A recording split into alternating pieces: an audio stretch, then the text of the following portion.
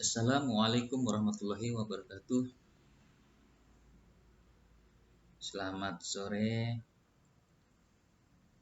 Yang saya hormati Bapak Marsih Muhammad selaku pembimbing atau dosen dari modul Lokakarya ini, khususnya buat mahasiswa Fikih A tahap 2 YN Pontianak.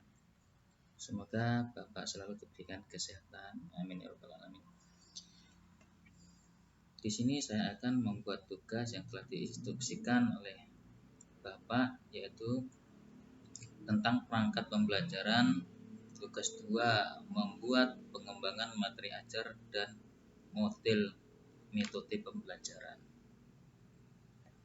Di sini tugas saya alhamdulillah sudah jadi, yaitu pengembangan materi ajar pada mata pelajaran fikih, topiknya sholat berjamaah, semester ganjil kelas 7.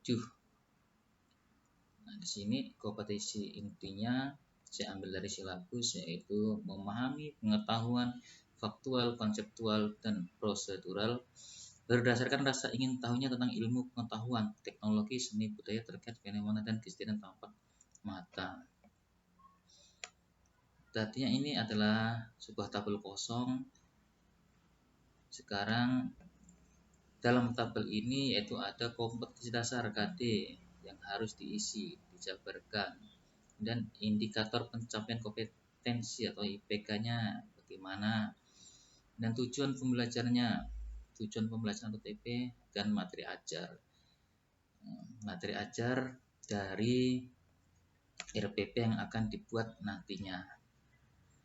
Di sini kenapa sekarang sudah ada di setiap kolomnya tulisan-tulisan, yaitu penjabaran dari materi sholat berjamaah ini. Kompetensi dasar ini saya dapat dari silabus, yaitu tentang analisis SKL, KI, KD. Jadi karena materi pelajaran saya adalah judul tentang sholat berjamaah, itu terdapat di bab 4 dalam buku ajarnya. Di sini saya ambil kompetensi dasarnya, yaitu memahami pengetahuan faktual, konseptual, dan prosedural berdasarkan rasa ingin tahunya tentang ilmu pengetahuan teknologi, seni, budaya terkait fenomena dan kejadian tampak mata. Ini saya copy, kemudian saya masukkan di tugas pengembangan ajar ini di bagian atas yang kompetensi intinya di sini ya. Jadi di sini inilah dia. Kemudian bagaimana kompetensi dasar ini kok ada di sini?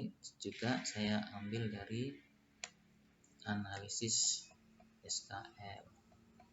Sini kompetensi dasarnya yaitu saya ambil menganalisis, ya ini nomornya 3.5, menganalisis ketentuan sholat berjamaah.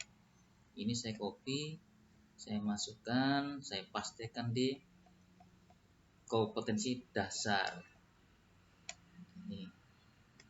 Kemudian dari kompetensi dasar ini kita masuk di kolom indikator pencapaian kompetensi. Kita jabarkan menjadi ada 4 penjabaran, yaitu 4 indikator pencapaian kompetensi yang harus dicapai siswa. Itu pertama, menjelaskan pengertian sholat berjamaah, menunjukkan dalil-dalil sholat berjamaah.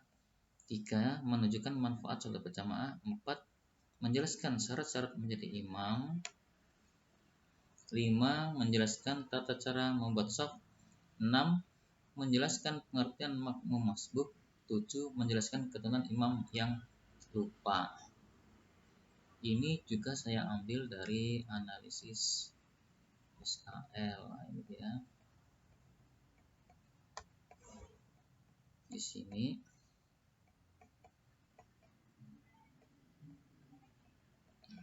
di bagian ini saya jabarkan.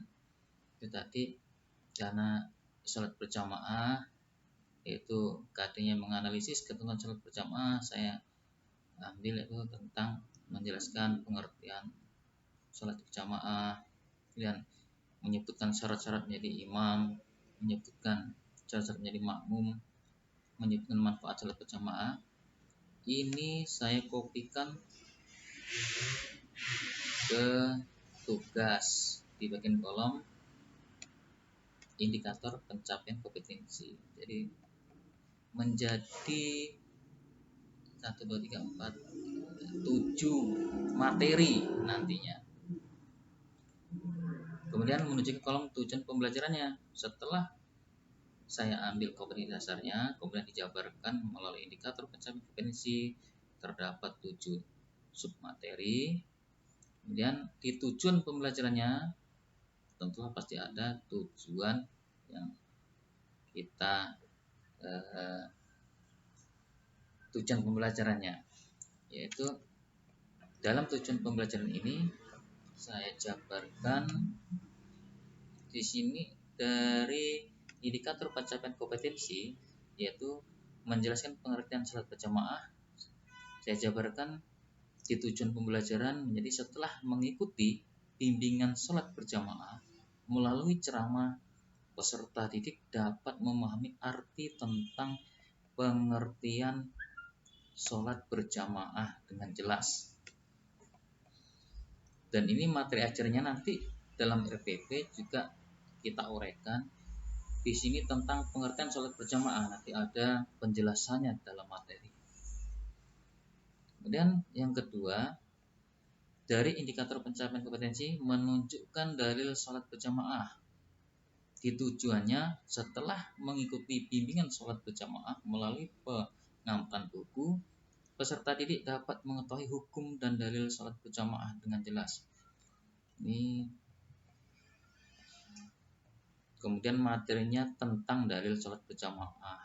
Terdapat dalilnya.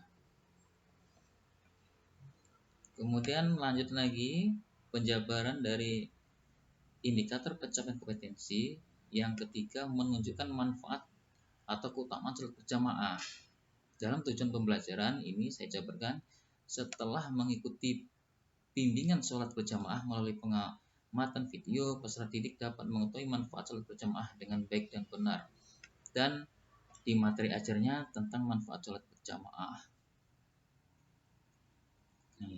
Kemudian menjelaskan syarat-syarat menjadi imam. Di sini setelah mengikuti bimbingan sholat berjamaah melalui praktek, peserta didik dapat mengetahui syarat-syarat sholat berjamaah dengan baik. Materinya syarat-syarat menjadi imam. Dan yang kelima,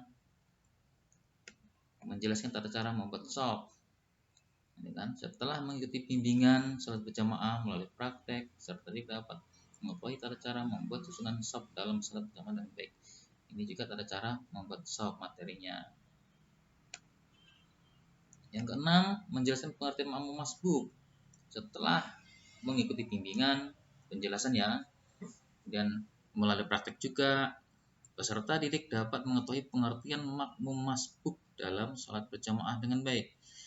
Di sini materi ajarnya pengertian makmum masbuk, nanti dijelaskan bagaimana prosedurnya makmum masbuk ketika pas sholat berjamaah ketinggalan. Jadi ada tata caranya dijelaskan di dalam materi tersebut. Dan menjelaskan ketentuan imam yang lupa. Setelah mengikuti bimbingan sholat berjamaah melalui praktek, peserta didik dapat mengetahui ketentuan imam yang lupa dalam sholat berjamaah dengan baik. Ini materi ajarnya juga ketentuan imam yang lupa. Ini nanti semuanya akan dijabarkan di dalam RPP materinya. Ada. Ini kemudian berikutnya kompetensi dasarnya itu mendemonstrasikan tata cara sholat berjamaah. Di sini kompetensi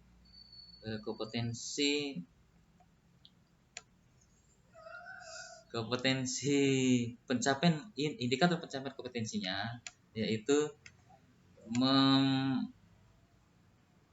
mempraktekkan tata cara sholat berjamaah. Jadi setelah peserta didik mengetahui atau mengikuti bagaimana guru mendemonstrasikan tata cara sholat berjamaah,